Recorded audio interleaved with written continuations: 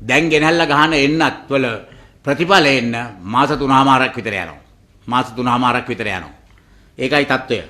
එතකොට මේ නිසා මෙවැනි මේ වසංගත ලෝකේ පාලනය කරේ සංචරණ සීමා පනවලා ලොක්ඩවුන්ස් වගේ ඒවා කරලා.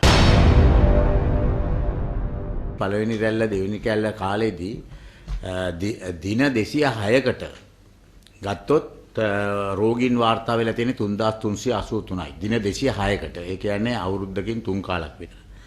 නමුත් අද එක දවසකට 2672ක් වාර්තා වෙනවා. මේ තරම් උච්ච අවස්ථාවකට මේකට රටපත් වෙලා තියෙනවා. ඇත්තරම කිව්වොත් මේක පිළිබඳව මහාචාර්ය සුනෙත් අගම්පොඩි මහත්මයාගේ ග්‍රාෆ් එක මගේ ගාව තිබෙනවා. ඒ ග්‍රාෆ් එක අනුව ඇත්තටම අද මේ තත්ත්වය භයානකයි ඉන්දියාවේ තත්ත්වයටත් වඩා. ඊටත් වඩා උග්‍ර විදියට මොකද මේ වැඩිවීම ඒ වැඩිවීමේ ශීඝ්‍රතාවය ඉන්දියාවට වඩා වැඩි. ඒක තමයි එතුමා පෙන්නන්නේ මේකේ කියනවා the effective reproduction rate of COVID-19 in Sri Lanka is larger than India. ඉන්දියාවට වඩා වැඩි.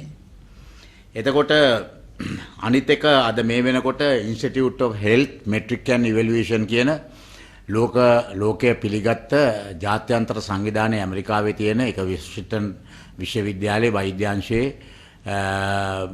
ආචාර්යවරු මහාචාර්යවරු එක්කව වෙලා ඒක මේ සංවිධානය හදලා තිබෙන්නේ මේකෙන් කරන්නේ සෞඛ්‍ය පිළිබඳව ලෝක තත්ත්වයන් විතරක් නෙවෙයි ඉදිරියට සිදුවෙන දේවල් ගැන ඔවුන් විද්‍යාත්මකව ඒ දත්තයන් ඉදිරිපත් කිරීම.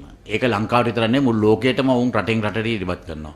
ඔවුන් ඇමරිකාවටගේ ඉදිරියේදී කොවිඩ් වසංගතය පිළිබඳ ඉදිරිපත් කරපු සියලුම කරුණුකාරණා සත්‍ය වෙලා තිබෙනවා. එතකොට අද ලංකාව ගැන මොකද කියන්නේ ඔවුන්? ඔවුන් කියනවා ලංකාවේ තත්ත්වය ඉතාමත්ම නරකයි. ඉතාමත්ම දරුණුයි. ජූනි මාසේ වෙනකොට දිනකට 200ක් මේ යනවායි කියලා තමයි ඔවුන් මේ සංඛ්‍යා ලේඛන වලින් ඉදිරිපත් කරන්නේ. ඒ වගේම සැප්තැම්බර් මාසේ පළවෙනිදා වෙනකොට මේ රටේ මිනිස්සු 20879ක් මේ යනවායි කියලා. ඒ කියන්නේ මේක ඉතාමත්ම භයානක තත්වයක තිබෙන්නේ. මම දන්නේ රජයේ කොයිතරම් ප්‍රමාණයකින් මේ පිළිබඳ විමර්ශනය කළා විශේෂඥවරු කතා කළා මේකට මුහුණ දෙන්නට ලෑස්තිද කියලා. අනිත් එක දැන් පහුගිය කාලෙම තියුනේ අපි අපේ එන්නත් කරන්නේ ඔක්කොම ලෑස්ති කරලා තියුනේ වයසක කට්ටියට ප්‍රමුඛතාවය දීලා. මොකද මේ ප්‍රභේදය එදා තියුණ ප්‍රභේදයන් ඇත්තරම තියුනේ වයසක අයට. නමුත් අලුත් ප්‍රභේදයන් ඇවිල්ලා දැන් ඒක වයසක කට්ටියට නෙවෙයි තරුණයින් ඒ වගේම ළමයින්ට පවා මේ තත්ත්වය අද ඇති වෙලා තිබෙනවා. මම මේ ශ්‍රී ලංකා වෛද්‍ය සංගමය 22 වෙනිදා අප්‍රේල් 22 වෙනිදා ජනාධිපතිතුමාට යවුවා ලිපියක්. වේලාවක් ඉල්ලලා හමු වෙලා මේවා කතා කරන්න. ශ්‍රී ලංකා වෛද්‍ය සංගමයත් තමුන්නාන්සලා දන්නවා මේ මෙඩිකල් කොලෙජස් තියෙනවා. College of Pediatricians, College of Surgeons, College of Physicians, College of ඔය නොයෙකුත් විදියට හැම විශේෂඥතාවයකටම කොලෙජයක් තියෙනවා. ඒ සියලුම මේකට බලපාන කොලෙජස් වල කට්ටියත් එක්ක එකතු කරලා ඒගොල්ලෝ කොවිඩ් කොමිටියක් හදලා තියෙනවා. මෙන්න මේ කොමිටියේ තීන්දුව තමයි එතුමිය මේ ශ්‍රී ලංකා වෛද්‍ය සංගමය ප්‍රකාශ කරලා තියෙන්නේ. ඒ කියන්නේ තනියෙන් ශ්‍රී ලංකා වෛද්‍ය සංගමයේත් නෙවෙයි මේ ලංකාවේ ඉන්න සියලුම විශේෂඥ වෛද්‍යවරුන් මේ රටේ ඉන්න වෛද්‍ය වෘත්තියේ ක්‍රීම් එක ඒකේ අදහස් තමයි මේ ඉදිරිපත් කරලා තියෙන්නේ. ඒකේ වැඩියෙන්ම ඒකේ තියෙනවා එක තැනකින් the rapidly increasing number of COVID-19 positive cases. ඔවුන් කියන්නේ ඊ타මත්ම ශීඝ්‍රයෙන් මේ COVID-19 රෝගීන් ප්‍රමාණය වර්ධනය වෙනවා. ඒ වගේම ICU beds for COVID-19 patients are all occupied at present. ලංකාවේ තියෙන සියලුම COVID මේ 19ට වෙන් කරපු ICU ඇඳන් සම්පූර්ණයෙන්ම පිරීලා තියෙන්නේ. ඒ කියන්නේ ICU ඇඳක් නැහැ. මේකේ කෙලින්ම තියෙනවා මේ අලුත් පරම්පරාව. ඒ කියන්නේ තරුණ සහ ළමා පරම්පරාවට මේක බෝ වෙලා තිබෙන හැටි. Presentation of younger patients with more serious symptoms also has been noted. The clinicians working at the Lady Ridge Hospital have also observed the rapidly increasing number of positive cases of COVID-19 among children. මේ තරුණ අය අතර ඊ타මත්ම බරපතල රෝග ලක්ෂණ තිබෙන විදිහට මේ වෛරසය පැතිරලා යනවා. ඒ වගේම ළමා රෝහල ගත්තොත් ළමා රෝහලේ COVID-19 ළමා රෝගීන් ප්‍රමාණය එන්නම ශීඝ්‍රයෙන් වැඩි වෙනවා. The possible new variant is suspected to be a new mutation. මේ අලුත් ප්‍රභේදය අරකෙම මියුටේෂන් එකක්. ඒකෙම හැදුණු මේ එකක්. ඒ වගේම ඒගොල්ලෝ කියනවා the new variants may be able to escape the immunity generated by vaccination. මේ වැක්සින් එක කොයිතරම් මේ අලුත් ප්‍රභේදයන්ට බලපානවද කියලා. දැන් අපේ වෛද්‍ය විශේෂඥවරු කියනවා ලෝකයේ ප්‍රභේද 7ක් දැන්ට හොයාගෙන තියෙනවා. ඒ 7න් 6ක් ලංකාවේ දැන්ට තිබෙනවා. ලංකාවේ නැත්තේ බ්‍රසීලයේ තිබෙන ප්‍රභේදය විතරයි ලංකාවට තාම ඇවිල්ලා නැත්තේ කියලා. ඉතින් ඒ අනුව සමහර ප්‍රභේදයන්ට මේ වැක්සින් එක වැඩ කරනවද කියලා තවම හොයාගෙන නැහැ.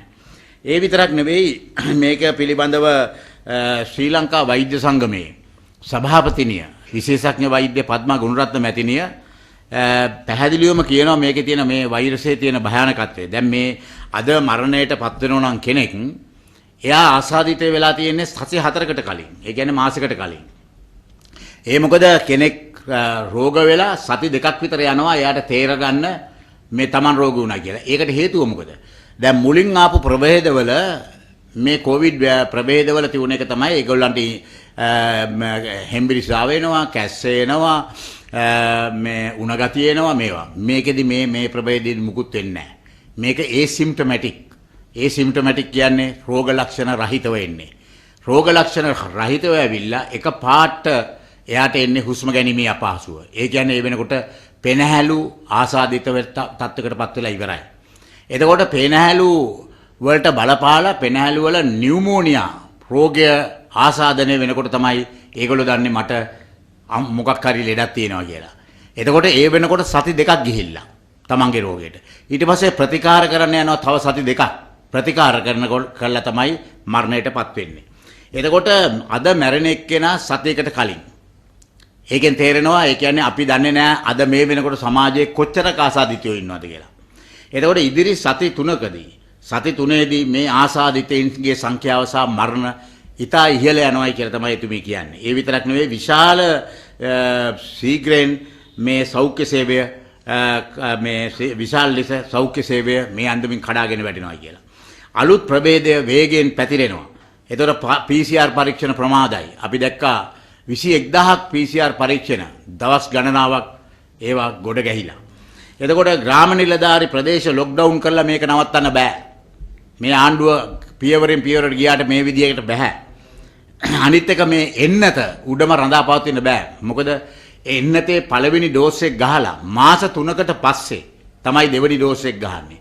ඒකටත් ගහලා සති 2ක් ගියාට පස්සේ තමයි මේකේ ප්‍රතිජීවක හැදෙන්නේ. ඒ කියන්නේ මේක වැඩ කරන්න පටන් අරගන්නේ. මේ වැක්සින් එක බලපාන්නේ. එතකොට එම නිසා මේකට පිළිතුරු මේ එන්නත් නෙවෙයි. මේ වෙනකොටත් එන්නත් කරන්නේ ඉතාමත් ප්‍රමාදයි. දැන් ගෙනහැල්ලා ගහන එන්නත් වල ප්‍රතිඵල එන්න මාස 3මාරක් විතර යනවා. මාස 3මාරක් විතර යනවා. ඒකයි தত্ত্বය. එතකොට එම නිසා මෙවැනි මේ වසංගත ලෝකේ පාලනය කරේ සංචරණ සීමා පනවලා ලොක්ඩවුන්ස් වගේ ඒවා කරලා.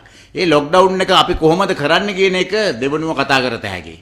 නමුත් මේකට තියෙන එකම විසඳුම ඒක තමයි ඇත්තටම. ඉතින් එතකොට අනිත් එක